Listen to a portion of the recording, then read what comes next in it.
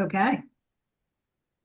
Hello, welcome aboard the Clue Crew Mystery Channel. Today we're going to talk to Lucinda Race, and I'm here with my co-host Wendy Nugent, both Hello. mystery W- authors. Hello. Wonderful. Let me tell you a little bit about Lucinda. I'm going to read her bio for you. She is an award-winning and best-selling author and an avid fan of fiction. As a young girl, she spent hours reading cozy mystery and romance novels and getting lost in the fun and hope they represent. While her friends dreamed of becoming doctors and engineers, her dream was to become an expert at crafting a captivating novel. As life twisted and turned, she found herself writing nonfiction, but longed to turn to her true passion. After developing the storyline for the McKenna Family Romance series and the Paranormal Cozy Nook Bookstore series, it was time to start living her dream. Her fingers practically fly over the keyboard keys. She weaves paranormal mystery, cozy mystery stories, and romance with guaranteed happily ever afters. Lucinda lives with her two little dogs, a miniature long haired dachshund and a shitzu mixed rescue in the rolling hills of Western Massachusetts. When she's not in her garden, she's immersed in her fictional world. And if she's not writing mystery, suspense, or romance novels, she's reading everything she can get her hands on.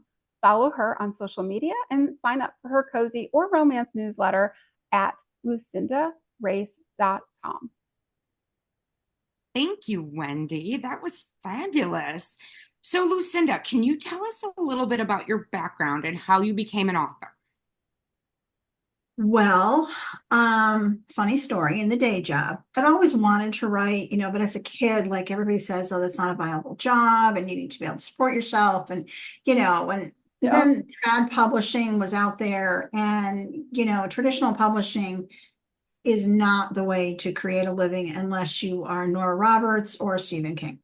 So, I kind of put that Sure. aside or Agatha Christie. You may as well throw in a great cozy mystery author there. That's true. And so my boss, I was a marketing manager for a plastics company, and he said, yeah, I want you to do more writing. And he said, so I want you to take a class, take a course. And I'm like, okay. And the only one I could find had fiction and nonfiction. And I said to him, I'm going to have to do both. I can't just pick and choose. And he's like, great, go for it. So, I'm slogging through the nonfiction, which, of course, if you're writing about plastics, is not exactly scintillating reading. But I had to write a story about me.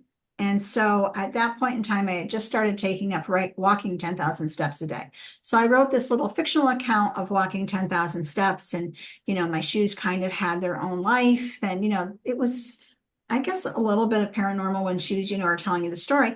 And so I really got sucked into it, and I started dreaming in chapters fictional books. And I'm like, wow, this is kind of weird. And so flash forward 2 years, I was engaged to be married, and my fiance said, write a book. He said, just write.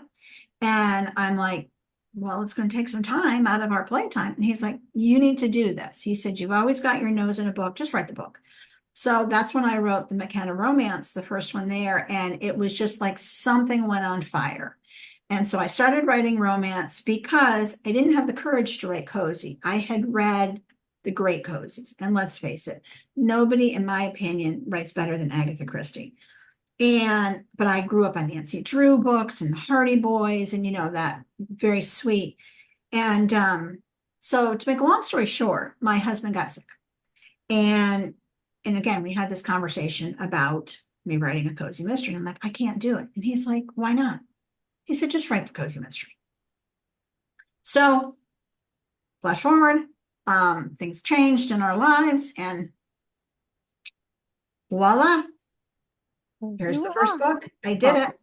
you And did it. I am, as of this morning, writing book 10 in this series. Wow, that is amazing. That is wonderful. So in the last 2.5 years, I have written 9 in this series, 1 in another series, and I've plotted out in my head loosely another series that they'll all be linked. So 2025 will be a big release year in cozy mystery. That's amazing.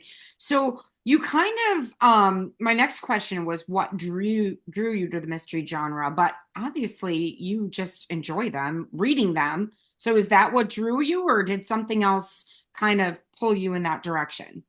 I just love reading them.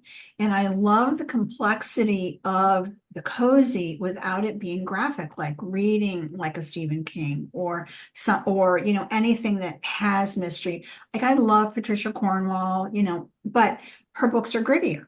But she's got a wonderful mystery, all those wonderful layers and trying to figure them out.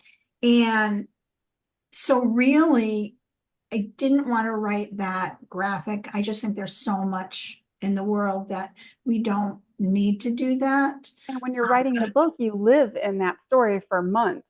So You- you don't Years. necessarily want to live in that kind of stressful, And gritty that work. scary, heart pounding, all of those things that those books are, and they're wonderful, and I enjoy reading them.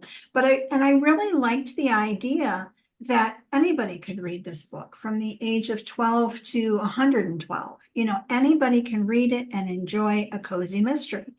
And I love the paranormal elements. There's paranormal sprinkled throughout most of my romance books. And so when I sat down to write this, and funny story, I was watching some Facebook groups and there was a cozy cover designer. And she had the first 4 books in my series up for like a pre-made sale. And I bought them like long before I started writing them. And I kept looking at them. And there's all these depths of layers to the covers. And there's, the cat on there. And I'm like, okay, well, there's a cat. And, what's my cat going to be named? And so it really just lent itself to that paranormal vibe. And Milo, who's the cat in the series, has taken on a life of his own. He is a very important character, and he calls Lily my dear witch. And so, because he talks. And so just reading cozy and knowing that I'm comfortable giving this book to anybody to read that can read, that's what makes me happy. I love this. I really love this. So, do you remember what your first mystery novel that you ever read was? Nancy Drew. Okay. And I still have them all upstairs in my shelves. Every single copy. 99 Steps, I think, is the first one. Wow. Wow. That's incredible. So, where do you find the inspiration for your stories, Lucinda? It's funny. I sit here and I have a list of title names. Mm-hmm. And so right now I'm writing a book called Broomsticks and Blooms, which is the 10th book in the series. And spoiler alert, Lily's going to learn to fly a broom in that book. And she's been wanting to fly, and Milo keeps saying, you're not going to fly. You're not ready. You're not ready. So, I come up with this, and then I reach out to the cover artist, and I'm like, this is the title. And here's my very, very loose idea is that she's going to fly, and other things are happening, which I tell her, which I'm not going to tell you guys because they would be spoilers. And so then I kind of sit and I look at the cover. And I'm like, well, how am I going to weave this story? And then I have my youngest daughter, who's 36, and I'll call her with an idea, and she'll say, oh, what you really should do is go here, go deeper here, or, put this person in peril, or, I'll say, I need a victim. And so, we'll come up with the victim of who we're going to kill off and why and how. And then, but like, who did it? And I don't plot. I do not plot a cozy. I start at the beginning. I have a spreadsheet that's ongoing. Every time I think it's a clue, I type it in, what chapter I'm in. Here's my clue. And as I go back, I'll go back and sprinkle in. But I am definitely not somebody, I can't plot my way out of a paper bag. Oh, interesting. And I try. My first one, I didn't plot, but it ended up, it was so much harder. And so I started to plot, and now I plot. I love to plot. It's my favorite part. I cannot plot. I think it gives me hives. I really do. Because I live the story as they're living the story. So as it's unfolding for them, I'm maybe a couple paragraphs ahead of them. Yeah. Or like this morning, I did something and I left a clue, and I'm like, oh, now what am I going to do? So I got up and I got a drink of water and I watered a plant, and I came back and I'm like, oh, that's what I'm going to do. And it just it's almost like my characters are taking a beat and looking at the situation, and I take a beat and look at the situation. Now, I will say my characters will just decide to do something that's not in the plot, and I will have to do what they tell me to do. So Absolutely. the plotting is still a loose structure. Oh, No, I usually work from the title forward. The title is what guides me. So, like after this book is Fishing and Forgery, and then the 12th book is Wands and Weddings. Oh, cute.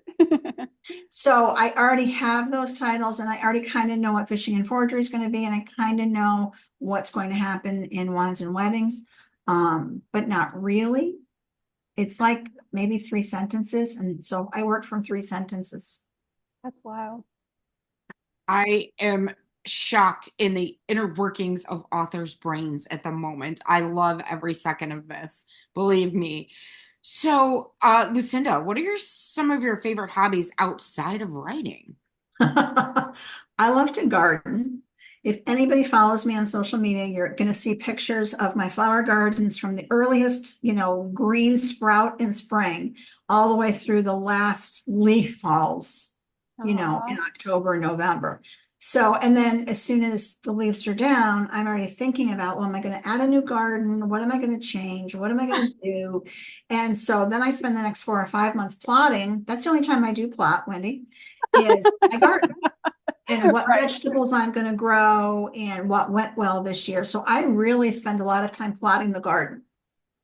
I live on 8.5 acres with my father-in-law and mother-in-law next door, and my father-in-law is a botany professor. So gardening, like we have huge gardens, and yet that sounds exactly like his entire life. Everything is about the plant and where they are and what he's going to do next year. And he's got all his gardening magazines and his catalogs all winter to order. So I'm familiar. Yes. Yeah. So, and then when I can't garden, I cook. I bake. So every newsletter that I put out, my cozy newsletter always has a sweet kind of treat. And my romance newsletter is a savory newsletter. Oh, neat. So it's always, I have dinner for 2 with romance because it kind of goes with the whole theme of romance. Mm-hmm. Then, there's nothing better when you're reading a cozy to have a cup of something and a sweet treat like a scone, muffin, cookie, or whatever. So that's So to get on your newsletter, how would someone get on your newsletter? Go to lucindarace.com. It's super easy. There's a button that's going to pop up and it's going to say subscribe, and you're going to say yes. And then it's going to ask you, do you want to subscribe to romance or cozy? They are completely different. There is no overlap. So if you love to read romance, I subscribe to that and you get a reader magnet. There's a novella. And if you love cozy, you can subscribe to my cozy newsletter. Romance comes out on the 1st of the month, and cozies are the 7th and 21st of the month. And you get recipes. Wonderful. And they're usually somewhat original because I don't cook by a book. Kind of like that plotting thing again. We're learning a lot about how your brain works today. Oh, you sure are. You're my people. I fly by the seat of my pants quite often as well. Only way to go. It's fine. It's fine. So let's talk about your writing process and your routine. What does a typical writing day look like for you? It's different now because I took early retirement from the corporate world. And so as of the 1st of July, I am working full-time as an author. I'm still finding my place, but in the morning, I take my 2 little dogs outside to do their business, and they have breakfast. And as soon as their breakfast is over, they're hightailing it to my office because they have little beds in here and they have a fan set up.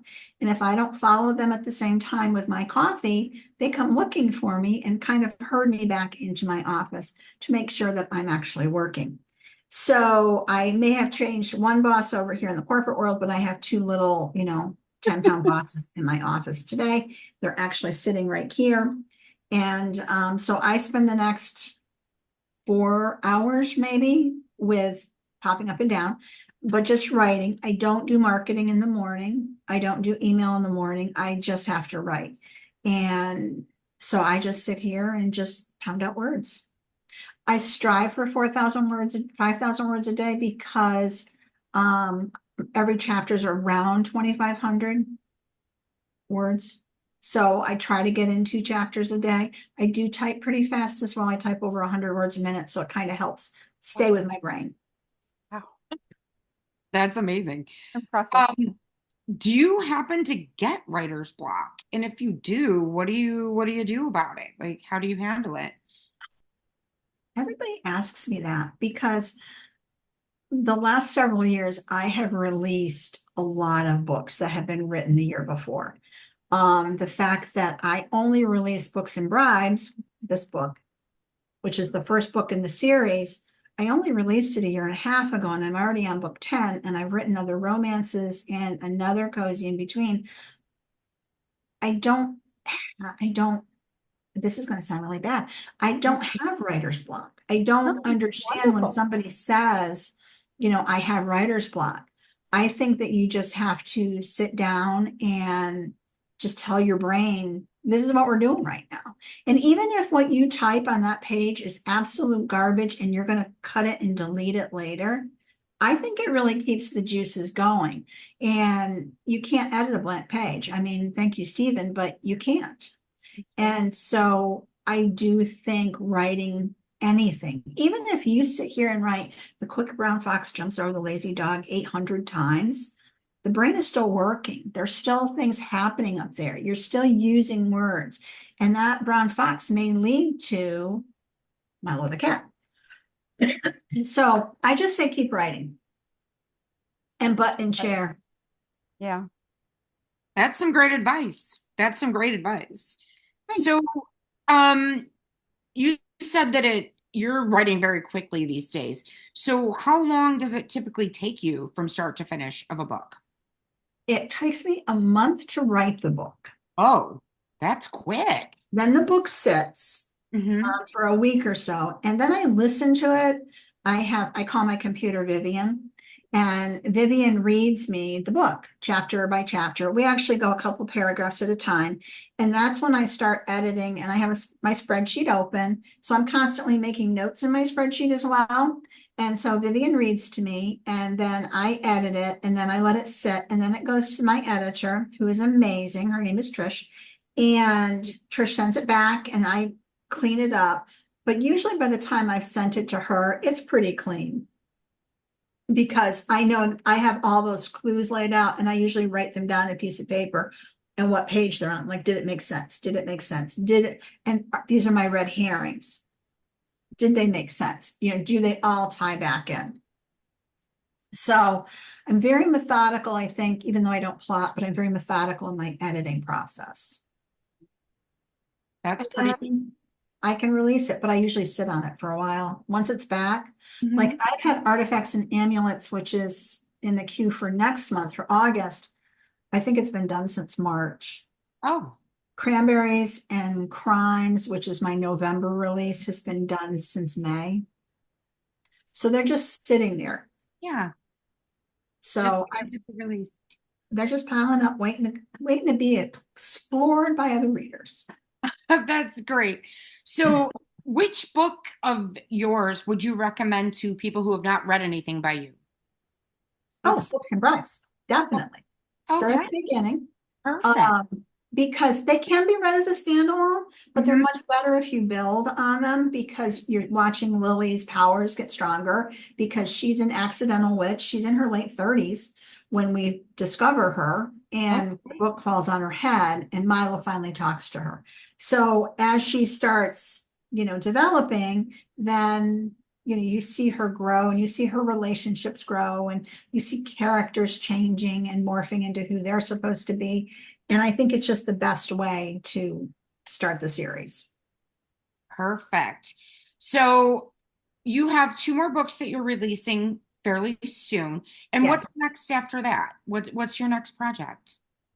I have written a book called Inherited Magic and Murder. Okay. It is a spin-off series of the Cozy Mystery series that we're talking about today, the Bookstore. And one of the characters, and I'm not going to tell you who, because it would be a spoiler, for Artifacts and Amulets, which is our August release. But somebody moves to this town called Robbins Point, who I've introduced in Holidays and Homicides. So we've kind of had this introduction to Holidays and Homicides to Robbins Point. And funny story about that book, Inherited Magic, I originally wrote it as a paranormal women's fiction book. And I was really on the fence. Do I write it cozy or do I Mhm. write it as paranormal women's fic? And when all was said and done, it's like, it was a good book. I mean, I liked it, but it really was the companion to this. I rewrote it. So I've written that book twice. Oh, Ah, neat. So it did take a little bit longer. I don't recommend doing that because it is really hard to do Very because you difficult. keep getting sucked back into that world that you built as paranormal women's fiction. So, but yeah, so I have that going on. And then I bought 3 covers for a ghost cozy mystery that again ties in with this one. So we've got a lot going on over here, but you'll see 2 more cozies this year. Next year in this series, you'll see 3 more, for sure. And oh, then my goal is to have the 3 ghost books out. They're Ghostly Gowns, Cozy Mysteries, and also Inherited Magic, That World, which is a Robin's Point, will be out as well. 2 or 3 of those. And then, of course, I got to throw in a couple of romance for my romance readers. of course you do. Don't let them down. Don't let them down. So, where are our readers going to find you, Lucinda? What, right at your website? What was that information again, please? You can buy everything off my website, print as well as ebooks. Audio is coming. The cozies will all be in audio. I have 2 out so far, narrated by the fabulous Megan Kelly. And, or if you aren't comfortable buying off a website, because not everybody is, I am at Amazon, Barnes and Noble, Kobo, Google Plus, Google Play, Google Play, Yeah. Google Play, and I'm on StreetLib for, smaller retailers. Pretty much, I'm on Apple Books. So you can pretty much find the books anywhere. And the first book, Books and Bribes, is free in ebook everywhere, including my website. And her second book is going to be our mystery of the month for our book club in Actually, it's the October. 4th book. Fourth book. Oh, sorry. So that is going to be, yeah, Scares and Dares is going to be our book of the month for our mystery of the month book club. So all the information to be able to join that is down below in the show notes. And we'd love to have you come on. Lucinda will be doing an in-depth book interview with Jen in the book club where you can learn a lot more about her writing process and that specific book in specific. So we really hope that you join our book club and get a free book and get to know Lucinda even better. Absolutely. And for anybody who's interested, all the cozies are also in large print. Awesome. That is awesome. Ladies, thank you so much. It was so great chatting with you. It was so nice to get to know you a little bit better, Lucinda. And we'll see you in the book club. Okay, I'm looking forward to it. Bye, Wonderful. ladies. Bye-bye.